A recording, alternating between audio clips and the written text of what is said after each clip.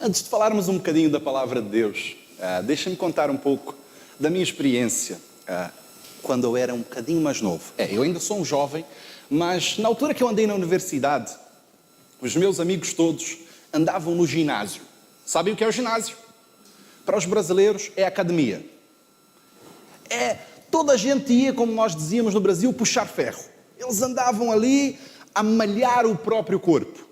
E eu sempre disse que isso para mim não fazia muito sentido, porque eu gosto da etimologia das palavras. E a palavra malhar quer dizer literalmente infligir dor a.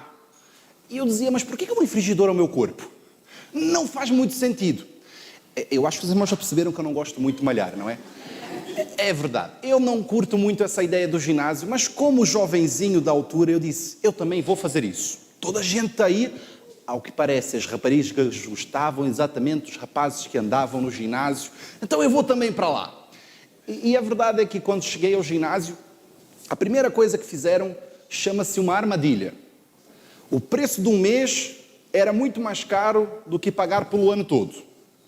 E hoje eu percebo. Porque toda a gente paga o ano todo, mas não vai o ano todo. E assim eles ganham mais dinheiro. Mas lá, como toda a gente, paguei o ano todo. E depois descobri que era preciso uma outra coisa. Para ter algum resultado, não bastava pagar e se matricular, tinha que ir. Essa era a parte lixada. Eu tinha que ir até o ginásio, fazer atividades físicas, coisa que eu não gosto. E ficar ali horas incansáveis. Bem, não eram horas incansáveis, eram alguns minutos, mas parecia uma eternidade. Eu não me dava nada bem com aquilo.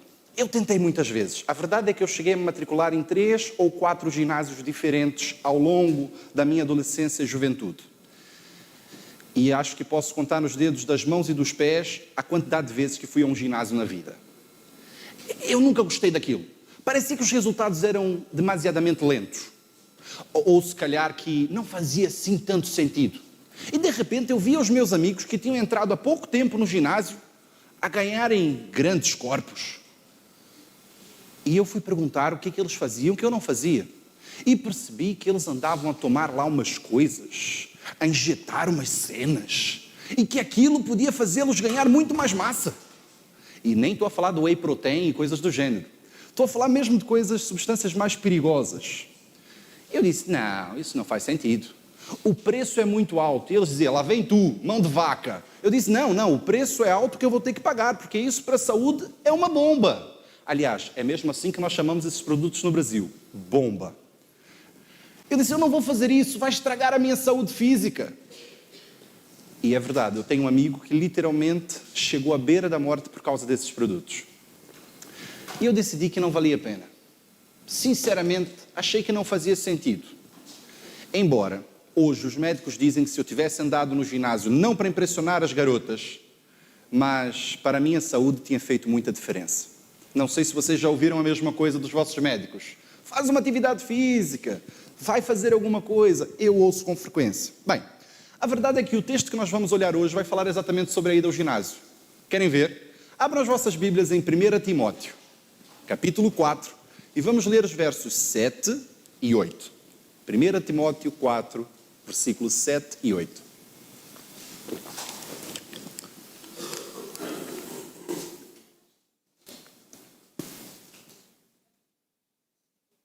Quem encontrou diz amém. Amém. Quem não encontrou diz de misericórdia.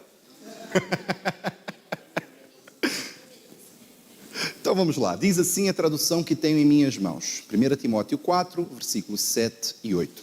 Mas rejeita as fábulas profanas e de velhas caducas e exercita-te a ti mesmo em piedade, porque o exercício corporal para pouco aproveita-se, mas a piedade para tudo é proveitosa, tendo a promessa da vida presente e da que há de vir. Vamos orar? Deus e Pai, eis aqui um pequeno trecho da Tua palavra lida. Eu te peço, Senhor, em nome de Jesus, que use a minha vida hoje para falar à Tua igreja, para nos mostrar aquilo que nós precisamos saber e aquilo que nós devemos fazer. Que não seja a minha incapacidade humana um limitador para o que Tu queres fazer nessa manhã na vida dos meus irmãos. Em nome de Jesus. Amém. Ok. É um texto curioso. E confesso, Já usei deles muitas vezes. Quando os tais médicos dizem que eu tenho que fazer atividade física, eu digo, isso tem pouco proveito. A Bíblia diz. Não é bem assim. Vamos lá entender o contexto. E a verdade é que ele começa por alertar Timóteo. E permita-me mais uma vez relembrar, já tem muito tempo que a gente não diz o para que essa carta foi escrita e temos muita gente nova a chegar. Portanto, a carta de Paulo foi escrita a Timóteo, o seu pupilo, o seu aprendiz, aquele que ele mandou para direcionar a igreja de Éfeso, que era uma grande igreja, e Timóteo tinha uma grande missão, sendo um jovem. Ele era mesmo um jovenzinho. Mais à frente ele vai dizer, olha, que ninguém te rejeite por ser um jovem. E Timóteo tinha, assim como os jovens da altura, também as suas paixões, os seus desejos, mas tinha acima de tudo o desejo de servir a Deus. E a igreja que ele tinha que dirigir era uma igreja muito complicada. Lá no primeiro capítulo, quando nós estávamos a estudar, nós vimos que lá por dentro começaram a se levantar umas heresias, umas fábulas profanas. Basicamente, alguns irmãos já não sabiam o que era real e o que era imaginário. As pessoas começavam a contar histórias fantasiosas e começaram a dizer que aquelas fantasias eram verdade. E ao mesmo tempo começaram a olhar para as verdades do que é a palavra de Deus e dizer que se calhar eram fantasias. E alguns começavam a dizer que Jesus não tinha ressuscitado. Outros diziam, ainda nos nossos dias, que se calhar a terra nunca teve um dilúvio, não é? Como é possível? Outros vão dizer que não, Jonas e o peixe, isso é uma história de crianças, não é uma história real. Meus queridos, vamos assentar um ponto importante. A Bíblia é a palavra de Deus. O que nela está escrito é verdade. Não são histórias com E para contar para os miúdos dormirem. São histórias com H que nos ensinam coisas fantásticas. Sim, temos livros poéticos na Bíblia. Temos coisas que a própria Bíblia classifica como algo que não aconteceu, mas poderia. Agora, as histórias que ela conta como sendo verdade, realmente, de facto, aconteceram. E o primeiro alerta que Paulo vai dar a Timóteo é exatamente esse nesse capítulo. Ele diz, olha, tu rejeita as fábulas profanas. Nós vivemos num mundo onde no dia a dia nós somos confrontados com muitas ideias. Querem ver a primeira delas? Universalismo. Já ouviram falar? Deus é tão bom, tão amoroso. Ele gosta tanto de nós que no fim todos vamos ser salvos. Ninguém vai ficar para trás. Ah, é? A Bíblia não diz isso. A Bíblia diz que quem crer e for batizado será salvo. Aquele que confessa o Senhor Jesus como Senhor e Salvador vai ser salvo. Aqueles que vivem a vida à sua maneira não serão. Isso é uma fábula profana. As pessoas acreditam que podem viver a forma que querem porque no final Deus é amor. Ou melhor, que podem pagar para ter um pedacinho do céu. Já ouviram essa expressão? Comprar um terreno no céu. Que tal, G? Melhor que a cobaça. Irmãos, deixem de fábulas profanas. Não dá para negociar com Deus. A palavra de Deus é clara. Crê no Senhor Jesus Cristo e serás salvo tu e a tua casa. Nós temos que abandonar todas essas ideias que são vendidas lá fora. Na semana passada, o nosso pastor falava sobre os versículos anteriores. Pessoas a dizerem que o casamento já não faz mais sentido. São fábulas profanas. Deus criou homem e mulher. Adão e Eva. Não foi Adão e Ivo. O casamento é entre um homem e uma mulher. Eu ainda ontem estava num congresso, numa conferência de pastores. E um dos assuntos que vários pastores vieram ter comigo, porque trabalho com jovens e adolescentes, foi como é que o pastor faz para abordar a questão da ideologia de género, porque nós estamos cheios disso lá na igreja, eu não sei como falar. Irmãos, abandonem as fábulas profanas. Eles acham que isso é tudo muito moderno. Sodoma e Gomorra foi destruída pelo mesmo motivo. Não há nada de novo aqui. Não é à toa que logo a seguir ele vai dizer fábulas profanas e de... O que é que diz aí na vossa Bíblia? Velhas. Alguém tem outra expressão? Tolas. Eu acho tão fantástico que a Bíblia foi sendo atualizada no sentido de linguagem e acharam que tinha uma palavra muito agressiva aí e tiraram. E eu fiz questão de a meter. No nosso boletim eu escrevi o versículo como ele está no original. Velhas caducas. É mesmo, essa palavra está no original. No grego está escrito velhas caducas. E nós dizemos, epá, não se diz velhas caducas, isso é um desrespeito. Sim, irmãos, é exatamente por isso que Paulo escreve dessa forma. Para dizer, olha, não é desrespeito os mais velhos. Não é não ouça a voz da sabedoria. É não ouça velhas caducas. Não ouça ideias que não têm pé nem cabeça. Cá em Portugal há uma expressão que substituiu a ideia do caduca, que é o senil. Esse irmão, essa irmã já está muito senil, já não sabe o que fala, já não sabe o que diz, a gente já não percebe, ora está aqui, ora não está. É essa a ideia. Porque Paulo está a falar para Timóteo exatamente isso, olha, valoriza a sabedoria dos mais velhos. E jovens, nós somos muito rápidos em desprezar a sabedoria dos mais velhos. Esse irmão fala demais. Nossa, fulano está a me ligar, eu vou perder agora aqui 1h30 no telefone, porque ele gosta tanto de falar, é a idade. Aproveitem a sabedoria dos mais velhos. Eles já viveram muito mais que tu e sabem muito mais dessa vida do que tu.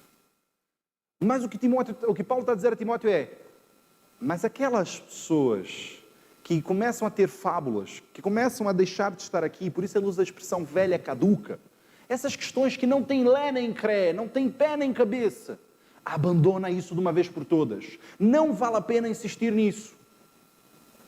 E de repente, parece que ele vai dar uma desconectada completa no versículo a seguir.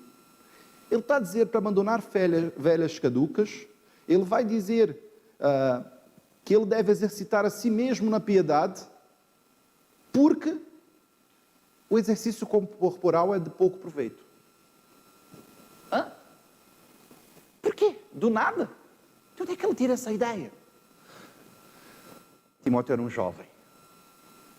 Timóteo estava sujeito às paixões que os jovens estão.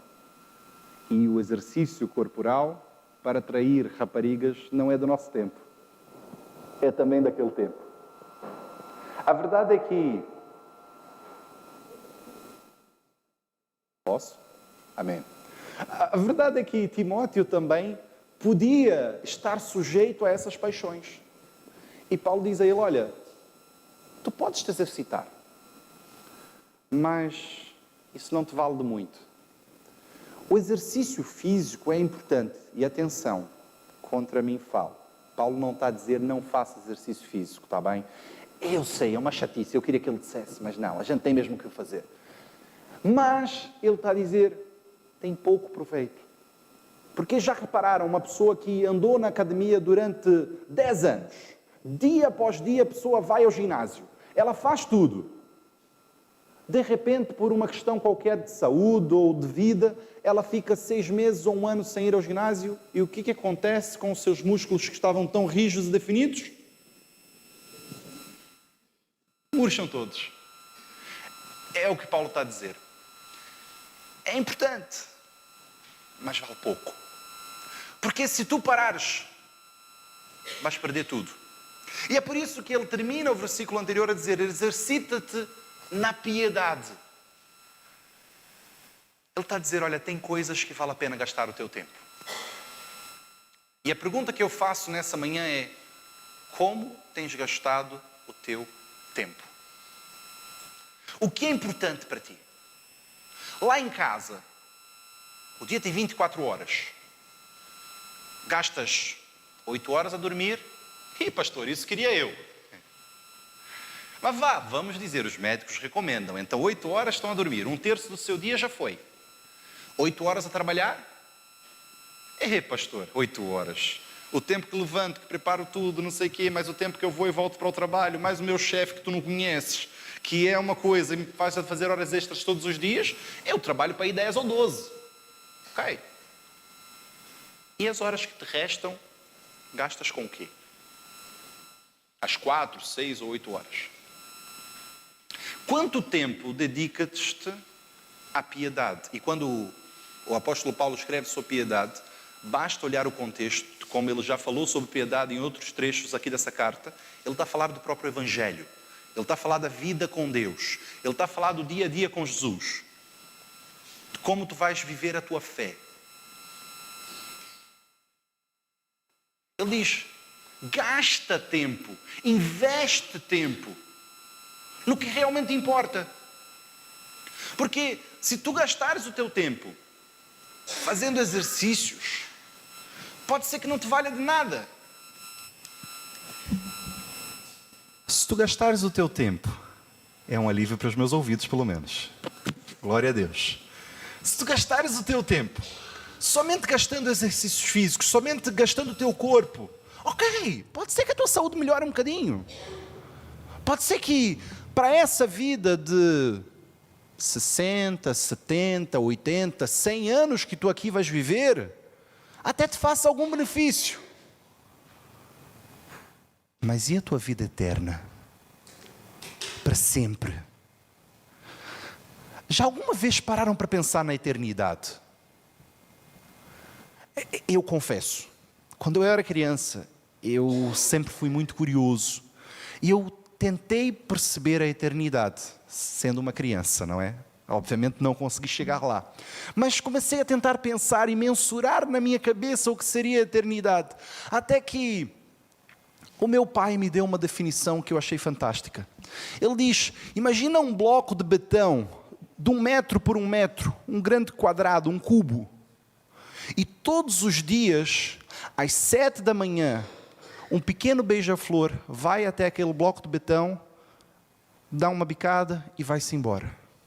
No dia a seguir, aquele beija-flor vai de novo ao mesmo ponto, dá uma bicada e vai-se embora. Às 7 da manhã, dia após dia, aquele beija-flor faz exatamente a mesma coisa. Quanto tempo aquele beija-flor vai demorar para atravessar esse bloco de betão? Isso é muito tempo. Eternidade é mais ou menos isso. Só que é muito mais que isso, porque realmente não acaba. Já pensaste na eternidade? Tu vais viver para sempre. Não sou eu quem diz isso, é a Bíblia. Tu vais viver para sempre.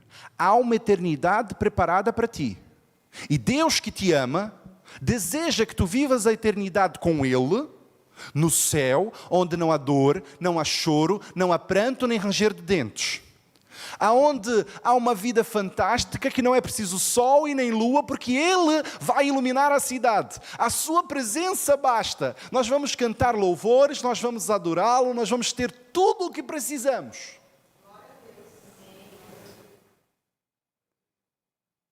O que tu tens feito para que outras pessoas também gozem disso? Isso é exercitar a piedade. O que tu tens feito para que as pessoas ao teu redor vivam essa vida eterna nesse sítio? Sim, porque eu não creio na perda da salvação. Eu acredito que o que Jesus fez por mim é real. Quando eu reconheci isso e aceitei, eu já estou salvo. Uma vez salvo, sempre salvo.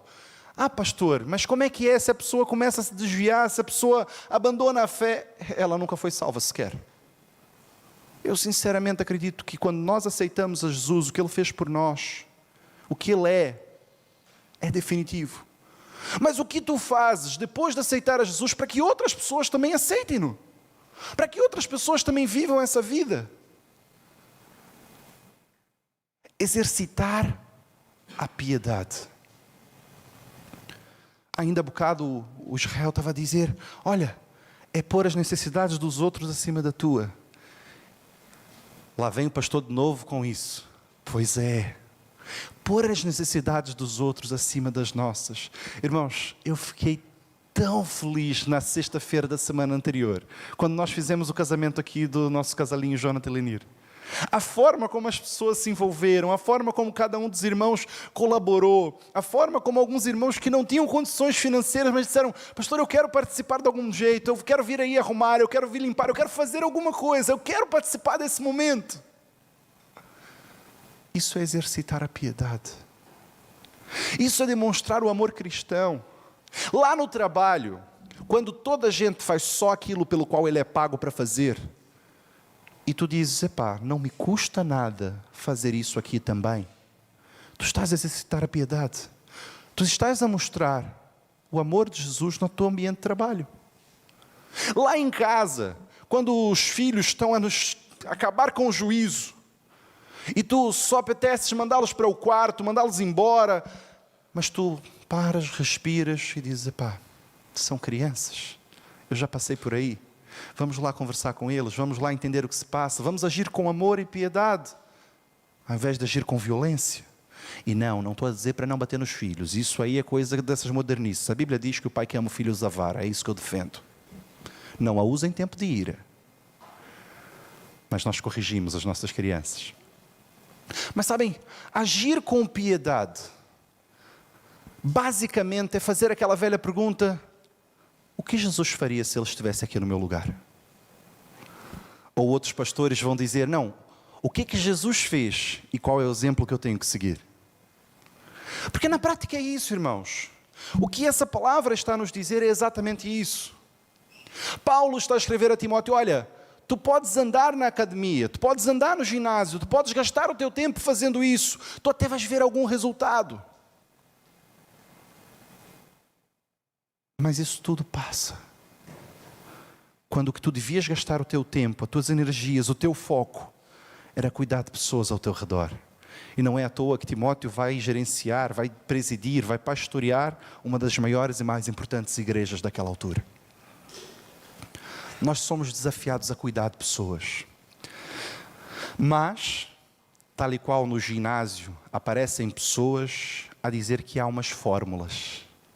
Há umas coisas que nós podemos fazer que de repente a gente consegue resultados rápidos. Começam a surgir ideias que, não, ler a Bíblia todos os dias, não precisas disso. Vou-te dar aqui 2 ou 3 canais do YouTube, vais assistir às pregações desses pastores, eles são fantásticos, e já está. Esquece lá. Orar todos os dias, epá, não, isso aí era coisa de antigamente. Agora a gente ora aos domingos na igreja, já está, Deus já ouve. Olha, aliás, eu falo com Jesus o tempo todo, Ele não precisa que eu pare um momento para falar com Ele. Percebem a semelhança? Não, os resultados são rápidos, tu não precisas gastar tempo. Educar os filhos segundo o caminho do Senhor, para quê?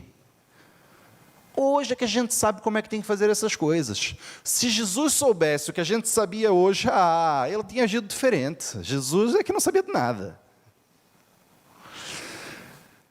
Meus queridos, rejeitem as fábulas profanas.